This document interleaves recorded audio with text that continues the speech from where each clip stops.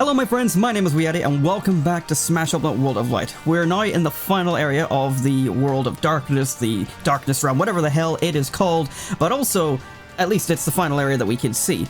Last episode we got this fighter, which is Rob, uncovered, which we will now be fighting, but just before that, let's go open this little chest for getting our little question right. We've got a bunch of puzzles to solve, it's just more spirit points. I still seem to be kind of bang on with my theory that if we get it wrong, maybe we don't get the spirit points. Maybe we do. If I had to guess, we probably do anyway, once you actually beat the spirit that you actually beat. But doesn't matter, it's only spirit points. It doesn't matter if you do or you don't. End of the day, we're here to fight some Rob. We've got 60 fighters unlocked so far, awakened according to my stats screen, so hopefully we'll have not much left to go. I don't know how much fighters are actually in this area and what's going to happen after we beat it, because I imagine this isn't like the final area, but out of the 3 areas that we were presented with whenever we entered the Realm of Darkness, this is the last one. And I don't know, I imagine once we beat it, we'll go back outside and there'll be like a final area, and that will be where the last like 5 or so fighters are going to be, plus Darkon if I had to guess. I don't know what I'm in store for. But either way, we're fighting Rob, which Rob was one of those characters where like, in Brawl, I was like, I don't know who this is or what they are. Like, to me, they look like they were invented for Brawl. Oh shit, hello, don't do that. Just because, like, obviously the main antagonist of Subspace Emissary was Rob in disguise. I mean, spoiler alert, Rob in disguise. But also, a whole bunch of Rob robots were the ones who would trigger the bombs. So I always thought, like, oh, it must be like a Smash specific character, but no, obviously he's based on a toy for the NES, which I never heard of until after Brawl, and he made it back into Smash 4, he made it back into this game. I'm not super fond of playing as him just because he's a wee bit strange. I find him kind of unpleasant to control. Like, in this game he functions fine because he's a lot quicker, but again, I'm not super fond of playing as him just because I don't like his playstyle. People are amazing at him though. There are people who just do random 0 to deaths with him in this game, and it's... I don't personally like it just because you die at like 50. I don't like 0 to deaths in general, but you know what? It takes skill to do, so fair play to them for doing it. There we go, we got it. Which spirit is the King of Twilight? You mean the book? Or like Legend of Zelda Twilight? Is it Ganondorf from Twilight Princess? Galeem Zant. I mean, I'm going to say Ganondorf. I'm not super familiar with my knowledge on Zelda, as we've discussed, but it's got Twilight Princess in the name. Also, I'm pretty sure he's the King of Twilight, although King of Twilight might be a specific thing to Twilight Princess, and this is a trick question, but I could be wrong. That's alright. I also like how they've got, obviously, his old design, the one that was in Smash 4. Obviously, it's based on Twilight Princess, but in Smash 4, that was his design, and now he's back to, like, Ocarina Ganondorf. I don't know my Zelda. I think the Ocarina as Ganondorf looks far better, definitely. And I definitely like the improvements they made to Ganondorf's character in general. But that's not who we're supposed to be talking about. We're supposed to be talking about... Ow, Jesus. My tongue-tiedness there as well. I'm supposed to be talking about Rob, as in, like, how I find playing him. Definitely in this game, I think he's probably the best iteration we've got so far. His side B can do some pretty dumb shit. His neutral B charges up really quickly.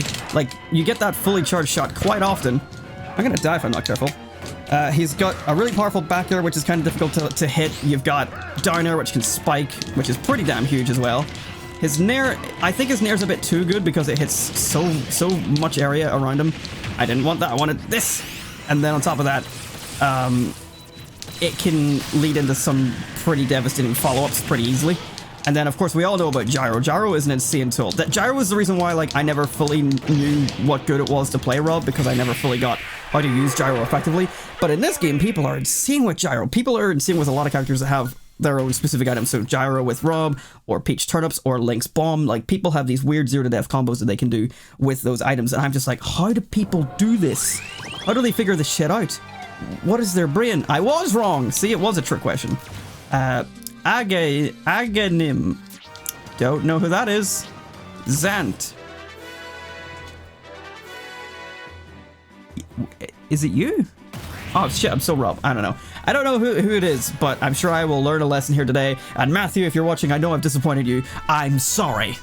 Aha! It was Zant. Big brain-ish. Okay, nice. See, we didn't get a chest for that one. No spirit points, so I think I might have been right about my theory, which is good because spirit points aren't overly important, and it means that we're not missing out by getting it wrong.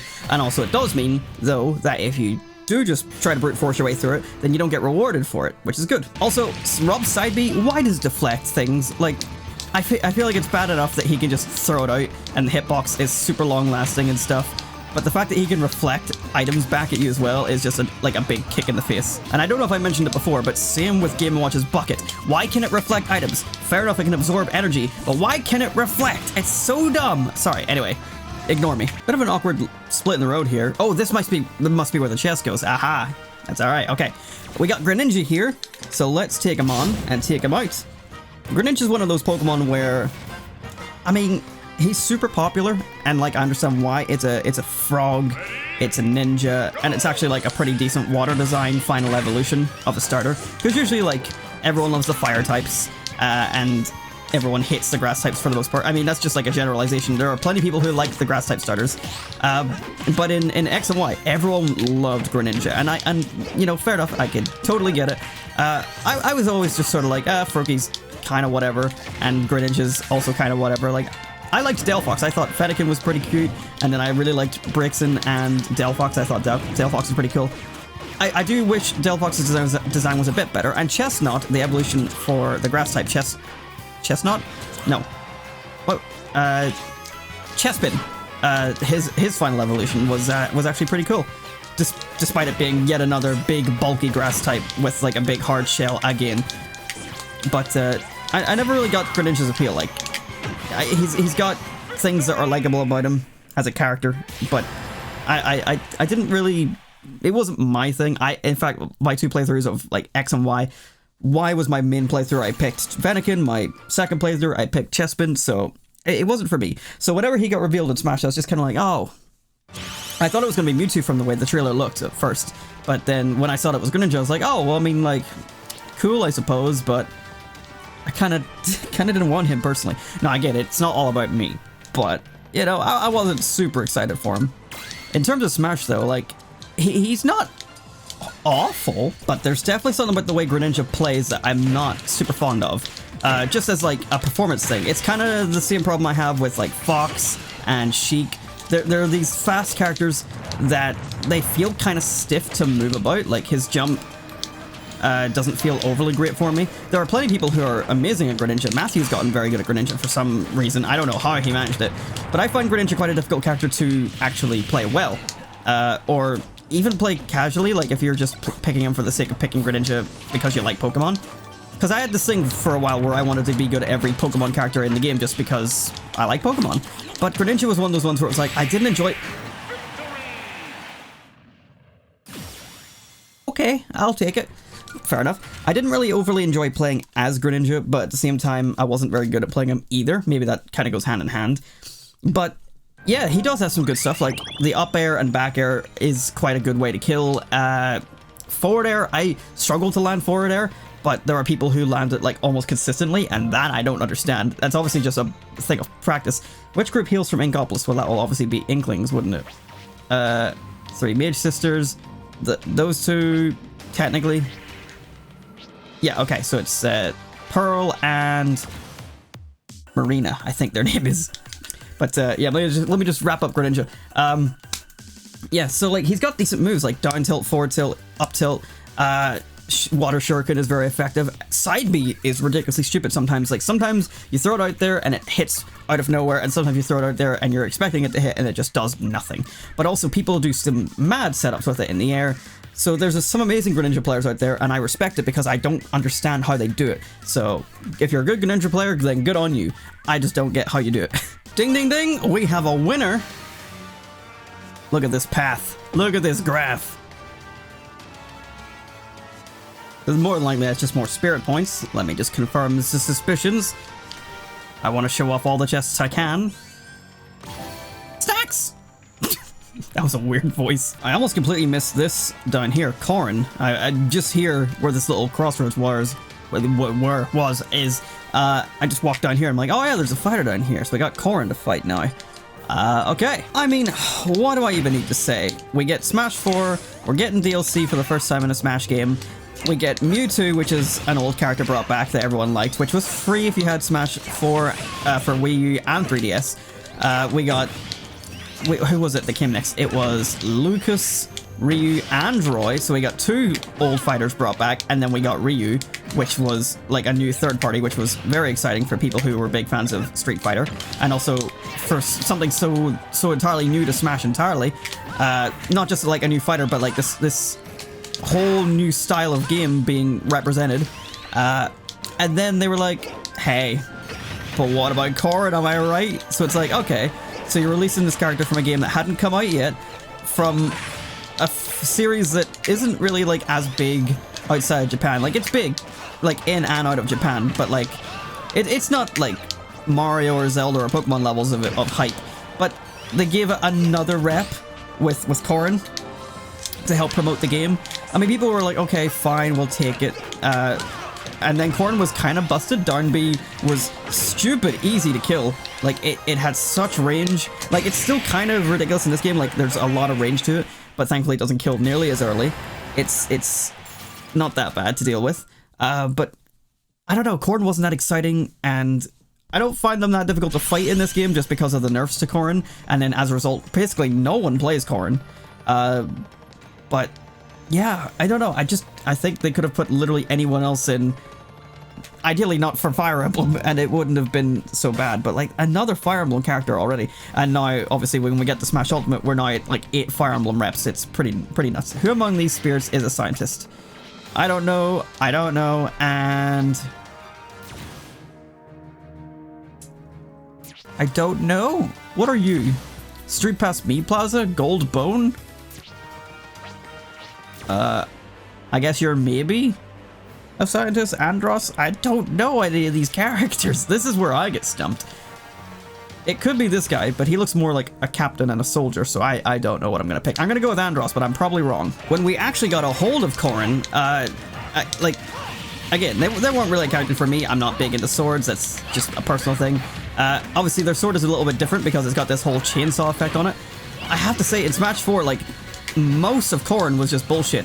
In this game, it gets a little bit worse just because you can hold your smash attacks, so like the chainsaw effect on it becomes even worse. It does so much like unnecessary extra damage. It's kind of like SNES's yo-yo. It just does way more than it should do. And then obviously it's still got like its reach. The big appeal of Corrin was like the reach she had at the time.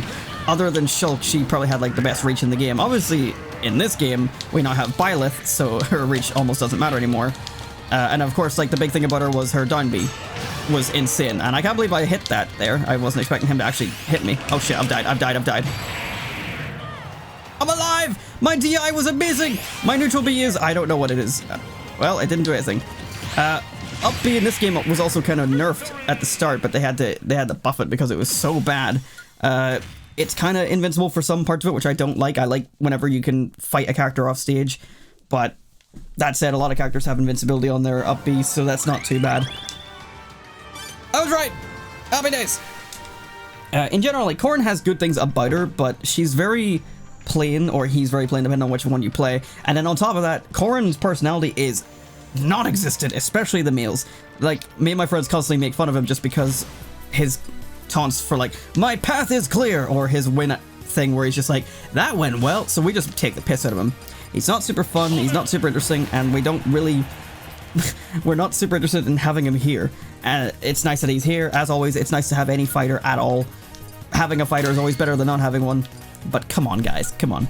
So, not for me. So in this chest, we got more spirit points, presumably, yes. Well, not presumably, it's a fact. We got Crystal there, and we got Wolf here, so that's... Sorry, my brain just completely died. I was like... Is that all the Star Fox guys done or not? Also, it's pretty fascinating that we fight Andros and then we fight Wolf. Okay, we'll take on Wolf, and then we will defense. We will get Crystal off screen since she's just a spirit. Would have thought they would have blocked Wolf with Crystal, although I suppose that would probably some sort of hint towards some sort of alliance, and I don't believe Crystal is on Wolf's side. But anyway, let's take him down. Wolf, one of those characters that everyone was super hyped to get back in the game. I'm glad that he's back. I never really played him in Brawl. I wasn't super like keen on him because I feel like in Brawl, he was definitely much more similar to Fox and Falco, so we almost had 3 of the exact same character. Then again, when does that ever happen? Definitely not with Fire Emblem or Link, but yeah, I think in this game he stands on his own a bit more, like he feels a lot more unique. Maybe his moveset in this game is more akin to his Brawl than I remember, but I definitely feel like back then, maybe it's just because Landmaster or whatever it was, their final smash was the same for basically all 3 of them. It was a giant tank that just rolled around, and then they all had like a similar like side B that sort of warps them from one place to another, and an up B that covers them in some sort of particle effect while they zip to the stage. So like there's a lot of similarities between all 3 of them. So to me, Wolf was never exciting. I never knew people loved him so much until they wanted him back in Smash 4 and in Smash Ultimate. And now in Smash Ultimate, he's like one of the, or at least at the start of the game, and I think still now to a degree, but definitely at the start, he was one of the best fighters in the entire game. People thought he was amazing.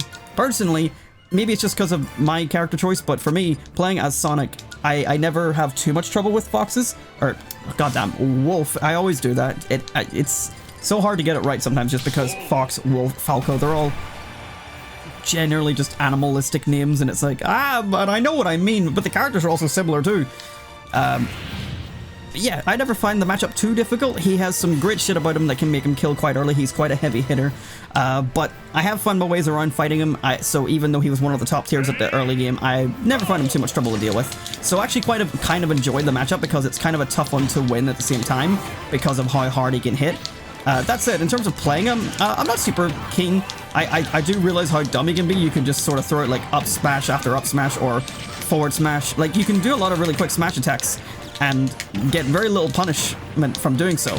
Like you cock one small thing up, doesn't really matter. And then you've got the reflector just like Fox and Falco does as well, but it's slightly different than theirs. But at the same time, it's one of those things where I'd rather just play someone else. He's not entirely what I'm fond of.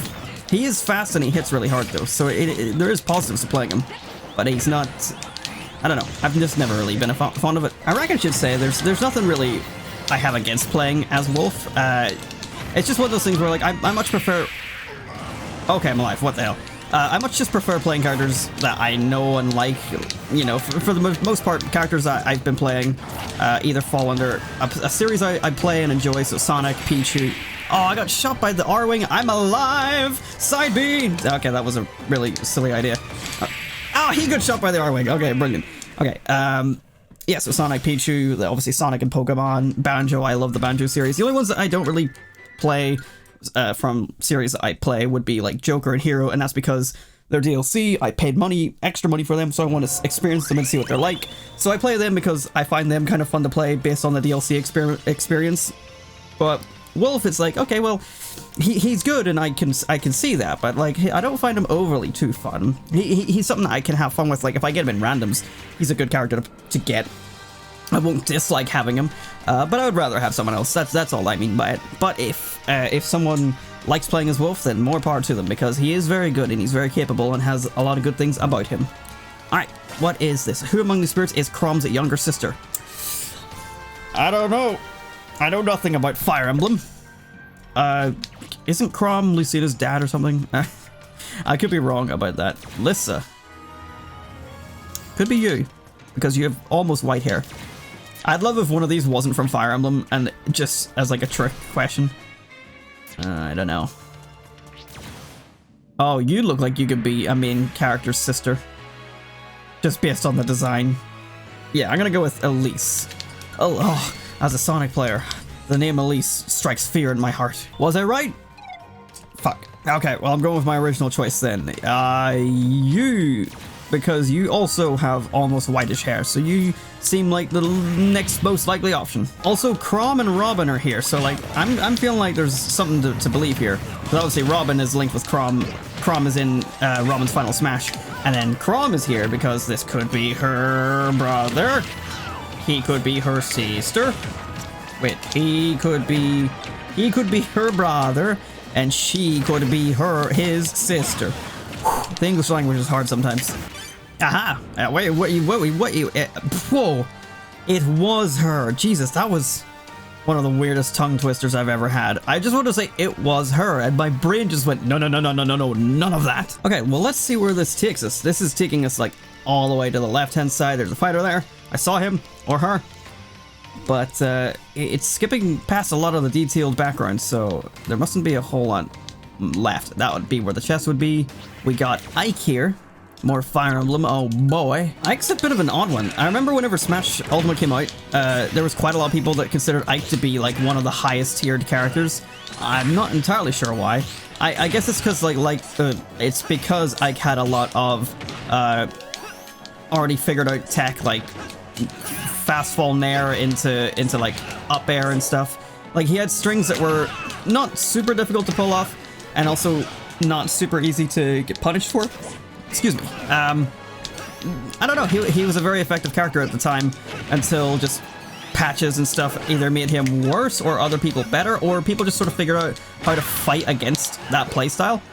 I'm not entirely sure what it was that made it so that Ike isn't nearly considered as good as he once was. I still have fought like the odd like decent Ike, and they usually go for the same stuff.